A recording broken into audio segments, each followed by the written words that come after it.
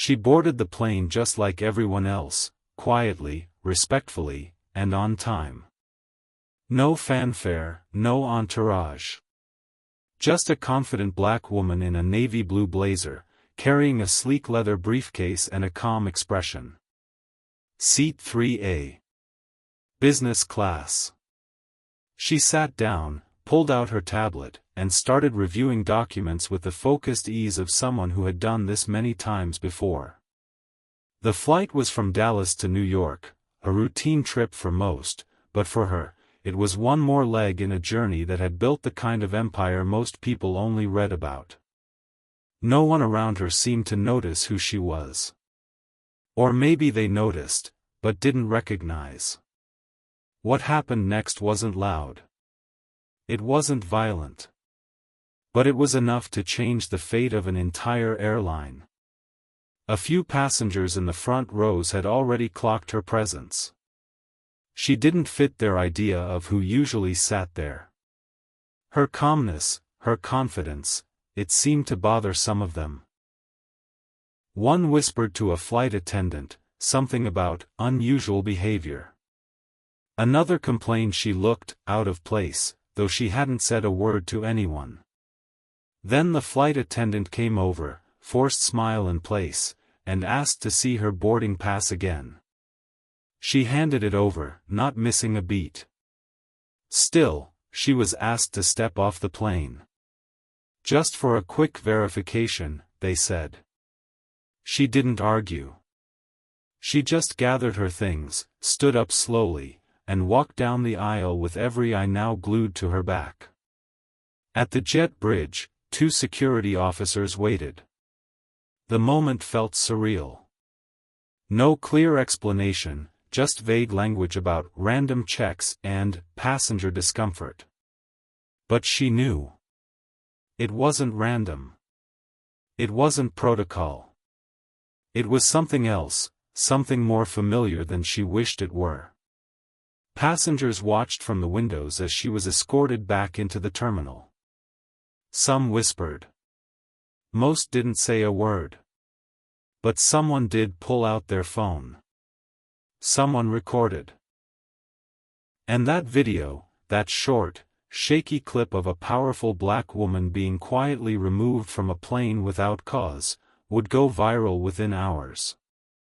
The airline, unaware of what it had just done, continued its boarding process.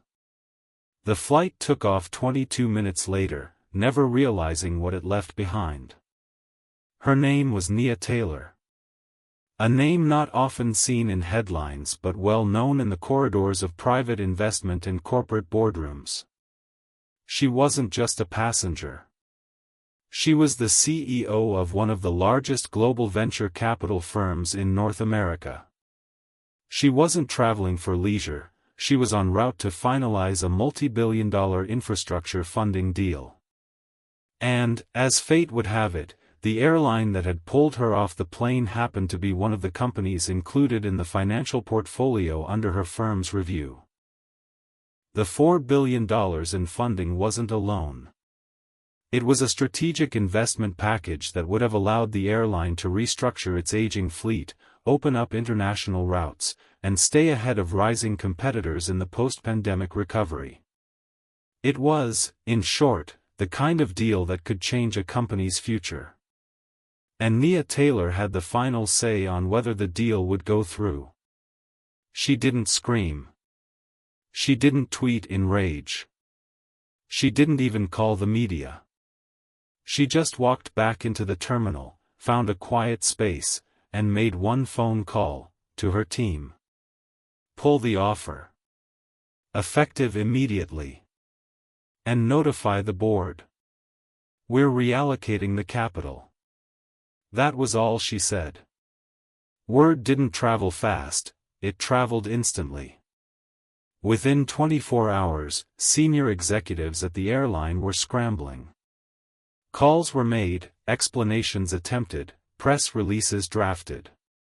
But the damage was done. The footage of the incident had reached millions. The story was no longer about one woman.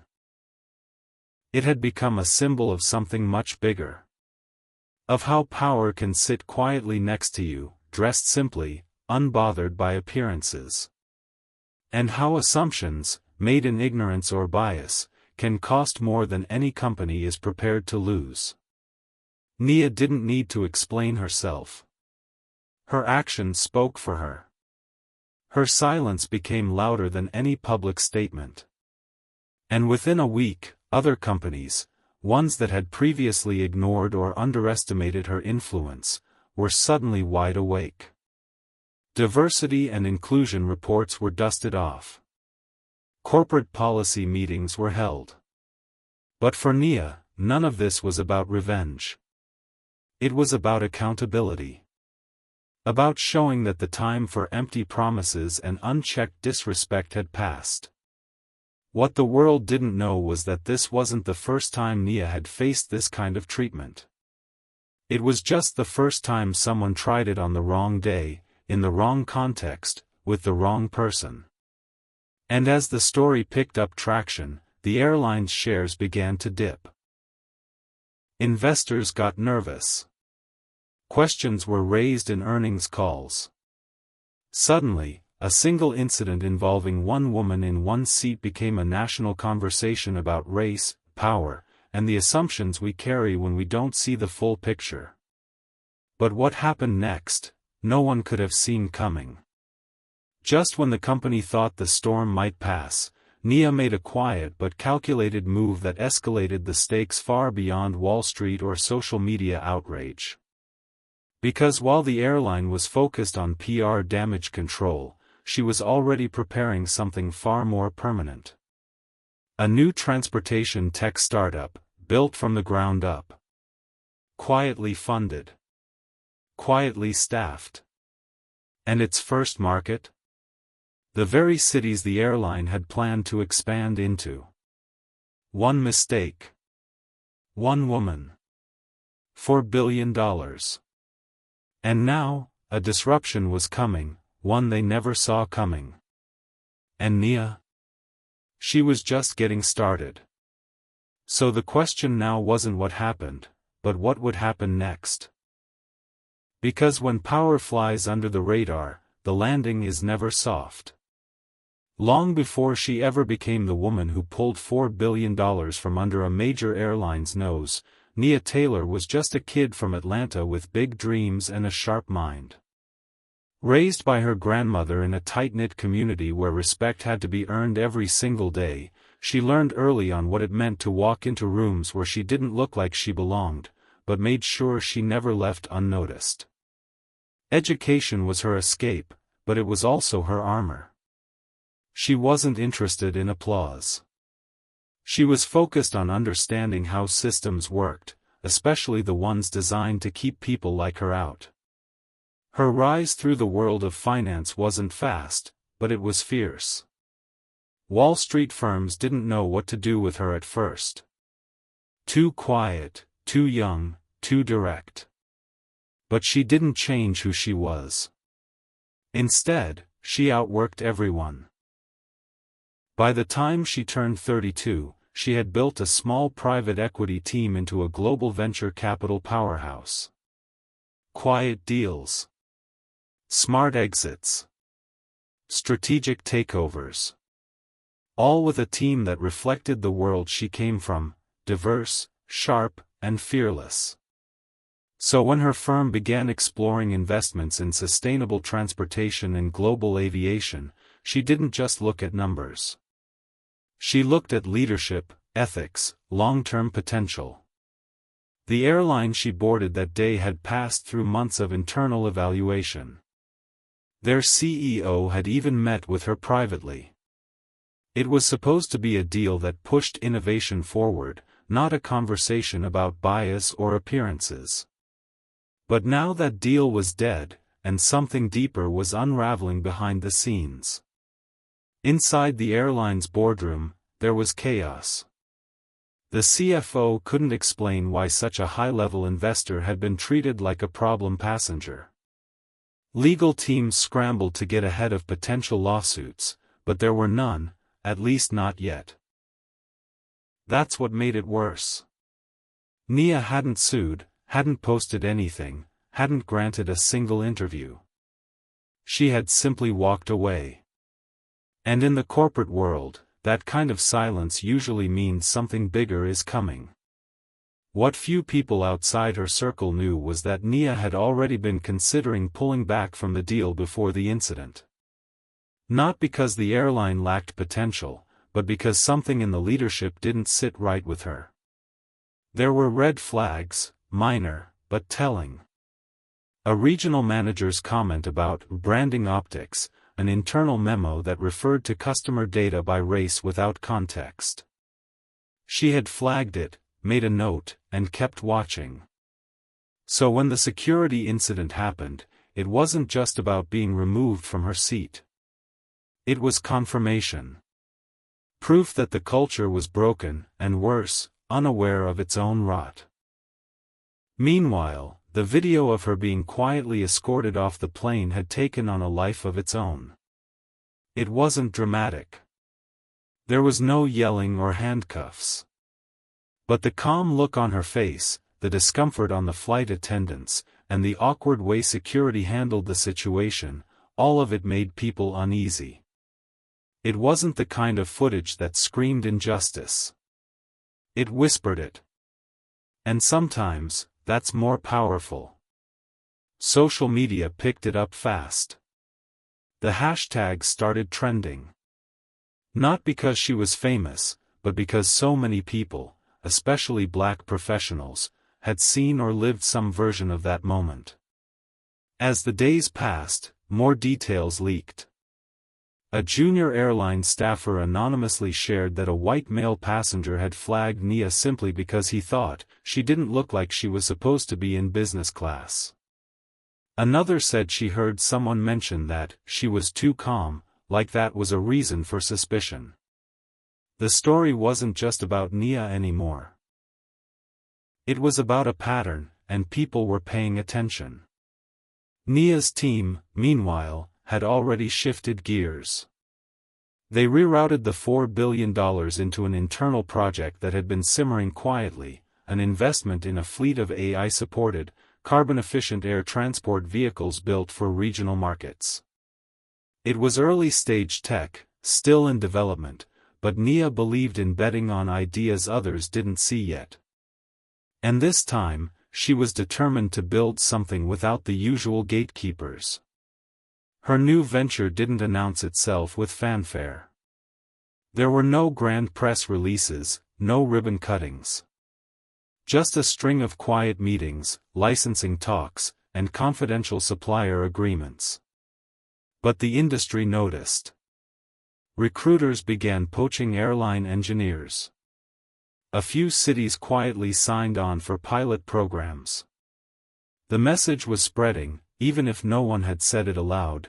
Nia wasn't just stepping away, she was building the competition. Inside the airline, tension thickened. Some executives argued it was a misunderstanding, a PR mistake. Others warned it was something more dangerous. They had underestimated someone who didn't ask for recognition but commanded respect through action. Their biggest mistake wasn't removing her from the plane. It was failing to understand who she was, and how she moved. A former colleague once said that Nia never raised her voice in a meeting, but when she stopped speaking, that's when you knew the decision had been made. And this time, her silence was driving tremors through a billion-dollar business. She hadn't even gone public yet. No interviews. No op-eds. She didn't need to. Everyone else was doing the talking for her. Behind closed doors, other airline CEOs began reviewing their own bias training. Some called emergency meetings to talk about corporate culture. A few even reached out quietly to Nia's team, hoping to rebuild trust or at least avoid being next. But Nia wasn't in the mood for lectures or apologies. She had moved on. Her vision was elsewhere now, on the future, on something better. Not just a different airline. A different way of doing business. One that didn't start by asking who you are or how you look, but what you bring to the table. And as her quiet project began to take shape, a new kind of tension was growing in the industry. The kind that comes when you realize the game has already changed, and you were too busy playing by the old rules to notice. What they didn't know yet was that Nia had one more move to make. Something bold. Something no one would expect. And once that move landed, there would be no going back. Back at the airline's headquarters, the pressure was building by the hour. What had started as a PR hiccup was now spiraling into a full-blown crisis. Shareholders were demanding answers.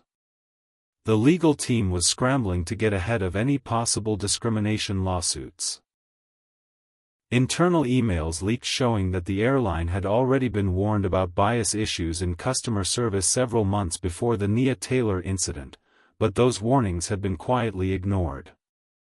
Now, with the spotlight burning down on them, those decisions were coming back to haunt them. Meanwhile, the boardroom atmosphere had shifted from denial to fear. Some executives still believed the situation could be spun into a misunderstanding, a learning opportunity. Others weren't so naive. The funding loss wasn't just about the money. It was about relationships, reputation, and long-term damage. Investors who once saw the airline as a strong, modern brand were now second-guessing its leadership. One board member even called for the resignation of the COO, who had signed off on the passenger handling procedures that security had followed. But while the airline's top brass fought over damage control, Nia was operating on a completely different level. Her startup, still unnamed to the public, had drawn the attention of multiple global tech firms interested in partnerships. With access to $4 billion in redirected capital and a network of quietly loyal engineers and business developers, she wasn't just building a new airline, she was designing a new way to think about regional travel. The venture wasn't just about planes.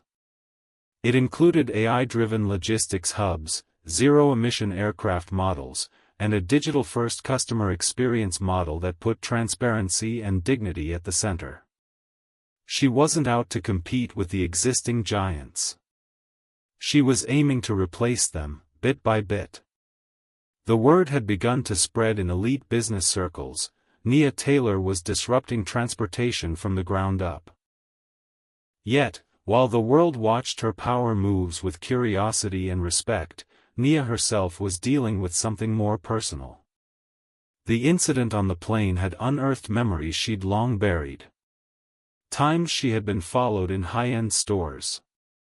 Moments in boardrooms when her authority had been questioned, not for her skill but for the skin she wore.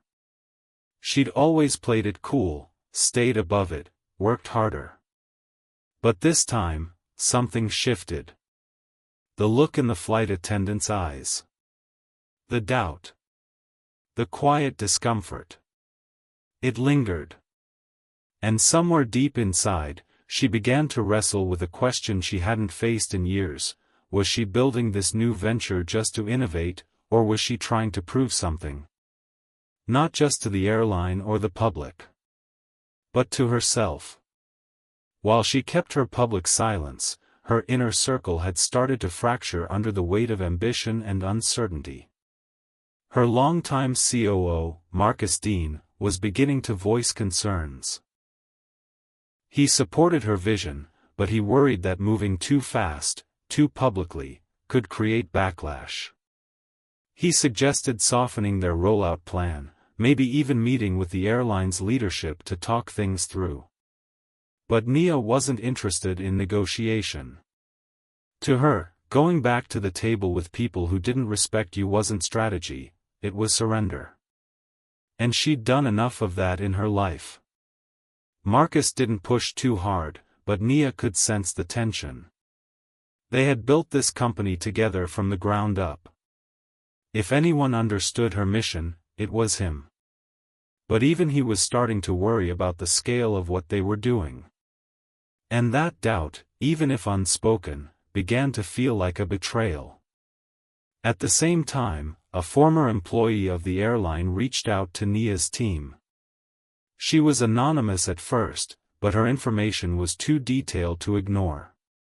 She claimed that the airline had known exactly who Nia was before she was removed from the plane. That the decision to verify her seat wasn't random, it had been flagged by someone monitoring passenger data in real time. The implication was serious. If true, it meant this wasn't just unconscious bias or individual error. It might have been a targeted attempt to intimidate, or worse, to humiliate someone whose influence had grown quietly but quickly. Nia listened to the recording the woman had sent. It was grainy, but the voices were clear enough. Someone saying, "She's a high-profile risk. Make sure she gets checked." The tone wasn't panicked. It was calculated. Chilling, even. And it made something inside her snap into place. This wasn't just about a misunderstanding. This might have been intentional. Strategic. Possibly tied to corporate politics deeper than she'd expected. Now, a new layer of the story was unfolding. One that pulled in questions of corporate espionage, power struggles, and personal agendas. Had someone at the airline been trying to sabotage the deal from the inside? Had they seen her as a threat, not just because of who she was, but because of what she represented? Nia began re-examining every meeting, every detail. The CEO of the airline had always seemed cooperative, but maybe too much so. Maybe he had felt boxed in by the deal. Maybe he didn't want her at the table, but couldn't say it outright. And if that were true, what other players might have been involved? She assigned her own internal team to dig. Quietly. No leaks. No assumptions. Just truth. She needed to know if this was bigger than a seat on a plane. Meanwhile, Marcus began pulling away slightly. He still showed up to meetings, but he was distant. Nia noticed. She didn't call him out directly, but she wondered how long he would stay in her corner if things got messy. And something told her, they would. Outside, the media continued speculating. Still no statement from Nia, which only made the mystery bigger. Some reporters praised her restraint.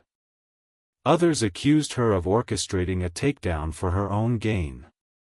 But no one could deny the facts.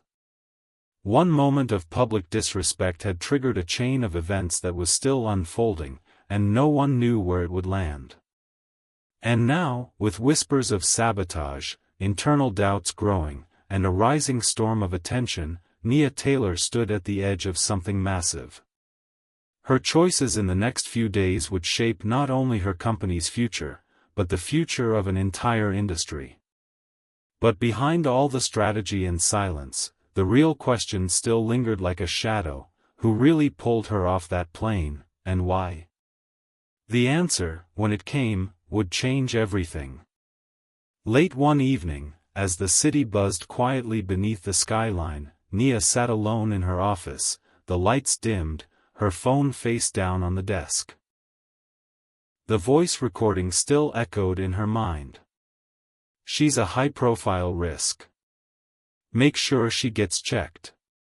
She had listened to it over and over, searching for more context in the silence that followed the words. Who said it? Who else heard it? And why hadn't anyone stepped in? Every instinct in her said that this wasn't just an isolated decision made by an overzealous employee. It felt orchestrated, like someone in the shadows had wanted her embarrassed, or removed from the conversation entirely. The move was subtle enough to avoid headlines but bold enough to leave a mark. And it had worked. Temporarily. Across the city, Marcus was on a call of his own. He hadn't told Nia, but he'd reached out to a contact within the Department of Transportation. He was worried. Not just about the fallout or the deal, but about her. The weight she carried. The silence she wore like armor. He had seen it harden over the last few weeks, slowly pushing everyone, even him, to the edge. He needed answers too, but more than that, he needed to know if they were walking into something deeper than a business rivalry. Meanwhile, in a sleek boardroom within the airline's headquarters, a secret emergency meeting was underway. Only a handful of senior executives were present. The atmosphere was tense. A former advisor had raised concerns about how far back the surveillance on Nia might go. Apparently, her boarding wasn't the first time her movements had been flagged. There were whispers that someone had been monitoring her travel patterns, seating arrangements, even security footage from airport lounges. It had all been done discreetly, buried in routine security checks, but now it looked like a digital trail of profiling. Someone in that room knew more than they were letting on. But with media pressure growing and legal heat mounting, the room had split into factions. Some wanted to come clean. Others wanted to bury everything before it leaked. And then there were the few who insisted that Nia was manipulating the situation, using it to power her new venture and discredit the airline. That narrative was gaining traction inside the company's inner circle, especially with a few powerful investors whispering in the background. Back at Nia's firm, her investigation team had started to connect the dots. Through data scraping and deep dives into employee movements, they discovered that one of the airline's senior security consultants had previously worked for a private intelligence contractor, one known for corporate espionage. It was subtle, almost buried, but the timeline matched. The same month Nia's team began auditing the airline, internal communications had changed tone. More guarded. More controlled. Something had spooked them. And then came the email. Anonymous. No subject line. No body. Just an attachment. It was a screenshot of an internal message string. Short, direct, and damning: if she walks away, she walks with leverage. Stop that before it spreads. The message was time-stamped 3 days before Nia was pulled off the plane. It didn't say her name, but the implication was crystal clear. Someone wanted to limit her influence, by any means necessary. The pressure started to boil. Nia hadn't gone public yet, but inside her firm, debates flared. Some team members felt it was time to strike back, to expose the airline and the possible sabotage. Others warned it would make them look emotional, reactive. But Nia, calm as ever, stayed quiet. She needed one more piece. One undeniable link that proved this wasn't coincidence or protocol. It was personal. And it was planned. As the world watched, unaware of the storm brewing beneath the surface, airline industry insiders started talking. A whistleblower from a partner airline revealed that similar incidents had occurred before, always targeting certain types of passengers. They'd been brushed off as misunderstandings, but now, viewed through the lens of Nia's story, they painted a larger, more troubling picture. Late one night, Nia received a call from a blocked number. The voice on the line was older, tired, but urgent. "You don't know me," the woman said, "but I used to work in internal compliance. What happened to you wasn't random. You need to look at Project Mirror." And then the call disconnected. The next morning, Nia's team went digging. Project Mirror turned out to be a risk profiling system the airline had tested quietly in select markets. It used algorithms to flag passengers based on certain behavioral data, appearance markers, and flight histories. The software had been shelved years ago. Or so they claimed. But it had resurfaced quietly under a new name. And guess who had access to that system the day Nia boarded the plane? Everything was falling into place. Nia knew she was close to the core of it all. She could feel it. The weight of the truth pressing in, the threads tying back to decisions made in high rooms by powerful people who assumed they'd never be questioned. But she also knew that revealing too much, too soon, could backfire.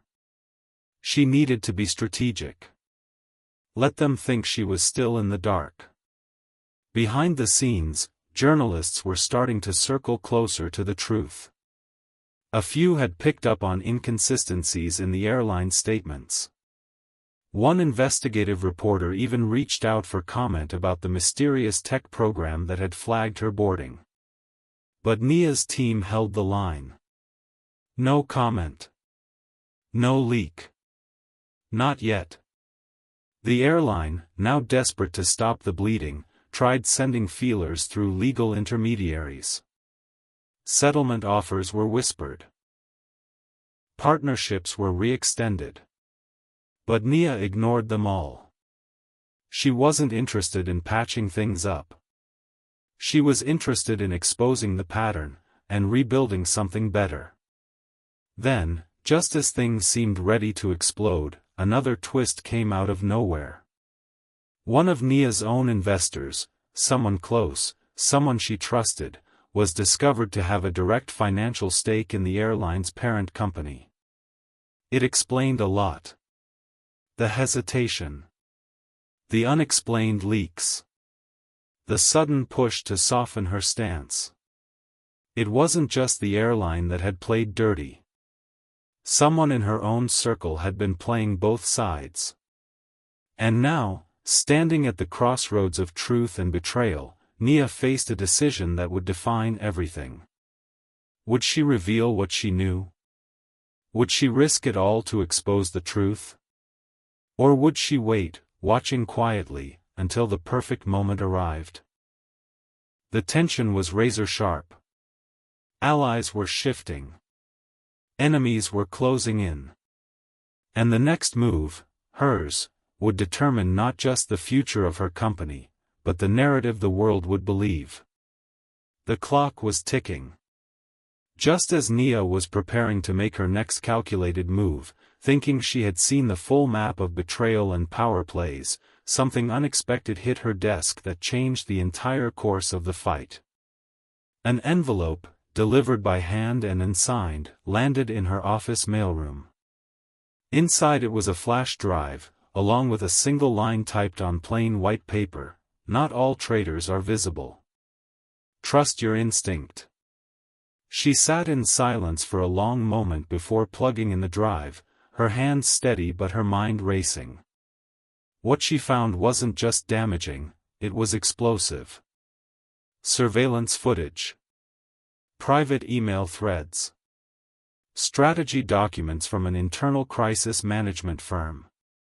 All of it pointed to something deeper than just discrimination or a high-profile incident gone wrong. The airline had been preparing for months. There were references to Phase 2, a mention of limiting high-risk influencers, and, shockingly, a list of names. Nia's name was at the top.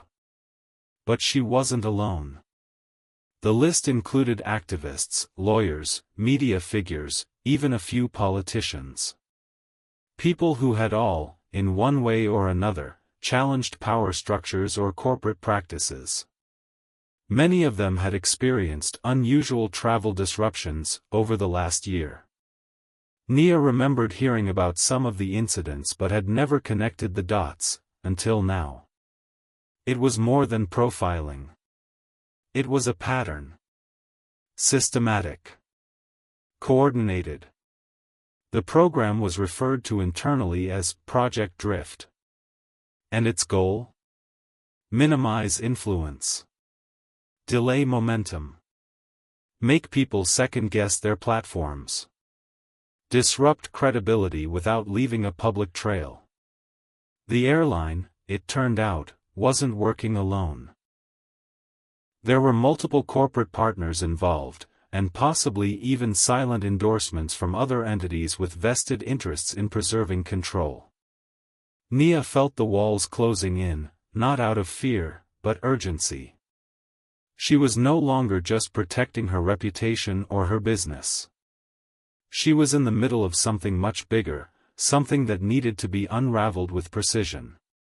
But before she could call her team, her office power suddenly went out. Entire building, dark. No warning.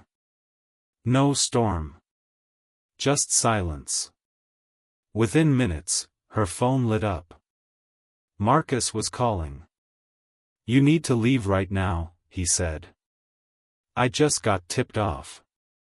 Someone's been monitoring your office, and I think they know what you have." His voice was tight, strained. "This isn't just about the airline anymore." Nia didn't argue. She grabbed only what she needed: flash drive, backup laptop, and a folder with her most important notes. She slipped out a side door, heart pounding, unsure of who was watching or who might be waiting. She didn't even have a destination in mind, just a need to keep moving until she could regroup safely. Meanwhile, at the airline's corporate tower, another meeting was unfolding. Not with the regular board members, but a more discreet, shadowed group of executives and third-party consultants. The flash drive leak had spooked someone. And word had spread that a whistleblower might have turned. One of their own had broken protocol. Now they were scrambling to figure out how far the breach had gone and who else might know. But there was another layer to the twist that no one had expected. One of the executives in that room was playing their own game. Unknown to the rest, they had secretly recorded the internal discussions for months, building leverage in case things went sideways. And now, seeing Nia's moves unfold, they were considering flipping sides, not out of conscience, but strategy. If she exposed them, it could ruin everyone. But if they offered her the missing pieces, anonymously, they might save themselves. Nia, hiding in a quiet apartment borrowed from a friend, began combing through the flash drive again, this time noticing timestamps that lined up with major national events. Whenever someone on that list had gained attention or spoken out, they had been flagged. What chilled her most was seeing familiar names crossed out with a simple word next to them: neutralized. It wasn't clear what that meant in every case. For some, it might have been reputational damage. For others, maybe threats, blacklisting, or even digital surveillance. The patterns were subtle, buried under business language and vague memos, but they revealed intent. And someone had been keeping score. Back at her firm, her team was panicking. Nia had vanished without telling anyone where she was going. Phones went unanswered. Her email auto-replied with a generic out-of-office message. Marcus had managed to calm them slightly, promising she was safe and working quietly. But none of them knew about the flash drive, or the growing possibility that their firm had been infiltrated weeks ago. That suspicion deepened when her head of operations discovered an anomaly in their internal server logs. Someone had accessed confidential case files late at night. Not once, but multiple times. And always from the same location, an IP address traced back to a corporate housing facility affiliated with one of the airline's legal vendors. Everything was tightening. The story, the scheme, the stakes. Nia wasn't just a victim of an unjust removal from a plane anymore. She was the center of a strategic dismantling effort, one that had cost her $4 billion in potential investments, not just out of revenge, but as a warning to others like her. She realized that the airline didn't want her silenced because she was loud. They feared her because she was influential, organized, and unapologetically focused. Taking her out sent a message. But what they didn't count on was that Nia wasn't alone. As the story unfolded behind closed doors, others on that list had begun reaching out, sharing their own stories, pieces of a puzzle that spanned industries and years. With the second plot twist unraveling, it became clear this wasn't just her fight anymore. It was a much larger battle, against a system designed to quietly erase those who refused to comply. And now, the game had changed. As Nia looked out over the quiet city from her hidden perch, the weight of what she was about to do pressed against her chest. Not from fear, but from the realization that the next step could expose everything. Or cost her everything.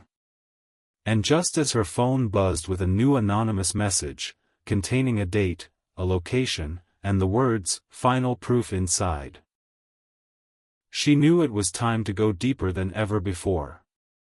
This wasn't the end. It was just the beginning of the storm. Nia arrived at the location sent by the anonymous message just after sunset. It was an old, unassuming business center tucked between a coffee shop and a closed-down bookstore. From the outside, it looked abandoned, with rust on the railings and cracked windows.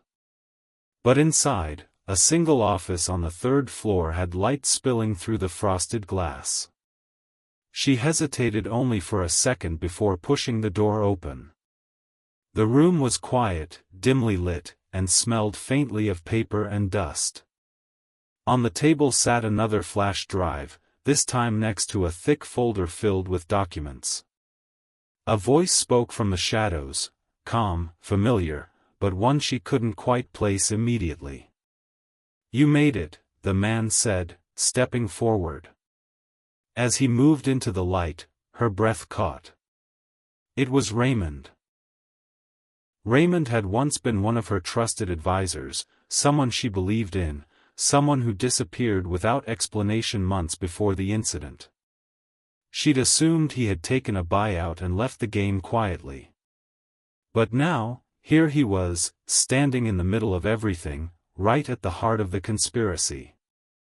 She stared at him, unsure whether to feel betrayed or relieved.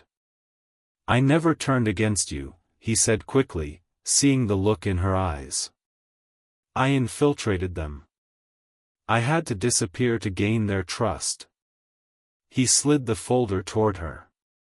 "Everything in there confirms the chain of decision-makers behind Project Drift. Names, payments, email trails. But there's more." Nia flipped through the pages, and the final piece clicked. The airline hadn't acted alone. They were being advised by a multinational consulting group with ties to several other major corporations. The pattern was even bigger than she had feared. The same tactics used on her had been tested quietly on others, in different industries, media, tech, politics. The removal from the plane wasn't just an act of racial profiling or bad judgment. It had been carefully staged. Meant to provoke, humiliate, and record her reaction for the world to see. And she had played into it. Or so they thought. Raymond leaned in. "They wanted to break you publicly. But they underestimated your reach, and the fire it would ignite." Just as the weight of it all settled on her, the lights in the office flickered. A sharp knock hit the door. 3 short raps, followed by silence. Raymond's face turned pale. "We have to go, now." He grabbed the folder, the flash drive, and shoved them into her bag. They slipped down the back stairs and out a service exit, just moments before 2 dark SUVs pulled up in front of the building. They didn't speak as they drove, weaving through the city to a secure location Nia's team had prepared days earlier, just in case. Marcus and her legal counsel were already there, eyes wide as she walked in with the proof. She laid everything on the table. It was all there, proof of a coordinated effort, internal memos from the airline's highest levels, consulting firm documents, and confidential communications that linked powerful names across the corporate world. The press conference was held the very next morning. Nia, composed but fiery, stood before a packed room of reporters. She didn't shout. She didn't accuse blindly. She laid out the facts. She showed the receipts. The footage, the documents, the names. It was methodical. Devastating. Unshakable. Her legal team filed formal complaints against the airline and its partners.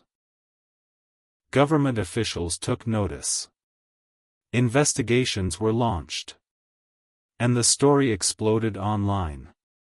But just when it seemed the resolution had arrived, the twist came. 2 days after the press conference, Nia received an encrypted message with a single video clip. It showed a closed-door meeting at one of the top law enforcement agencies.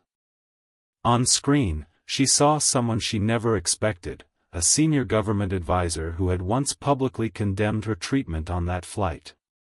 But in the video, he was casually discussing strategies to contain the story and protect national corporate interests.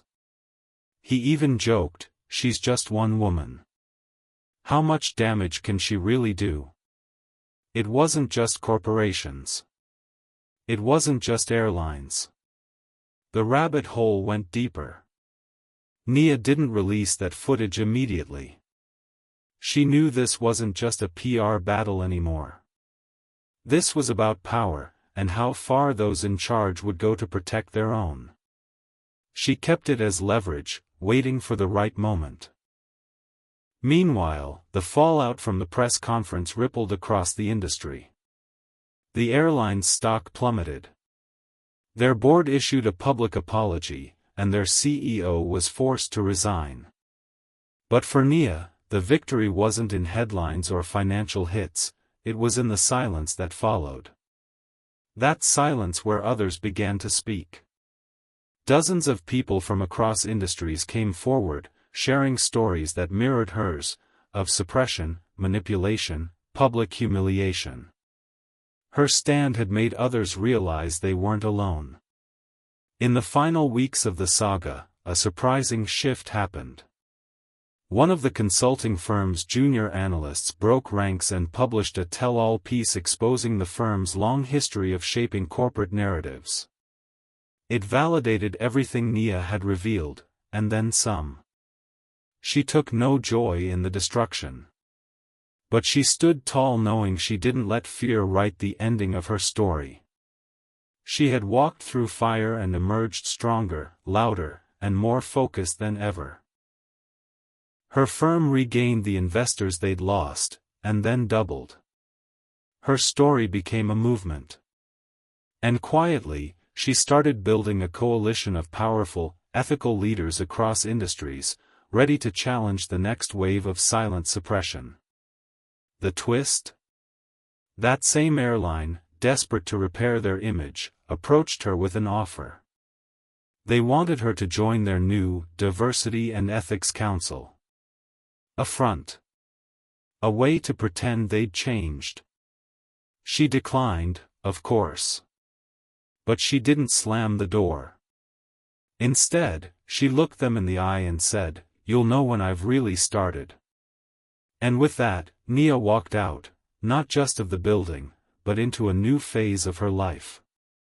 Not just as the woman they tried to silence, but as the one who forced them all to listen. In the days following the public fallout, things began to settle, though the weight of it all still lingered heavily in the air. Nia found herself waking up before sunrise, no longer from anxiety, but from clarity. The whirlwind that had started with her being pulled off a plane had turned into a global conversation, and though the storm had passed, its impact remained. News outlets were still talking, but the tone had shifted. It was no longer about the incident itself, it was about accountability, about power, and about who really held the strings behind closed doors. People from all walks of life had started to reach out to her. Young entrepreneurs, community leaders, even flight attendants from rival airlines sent her messages of support.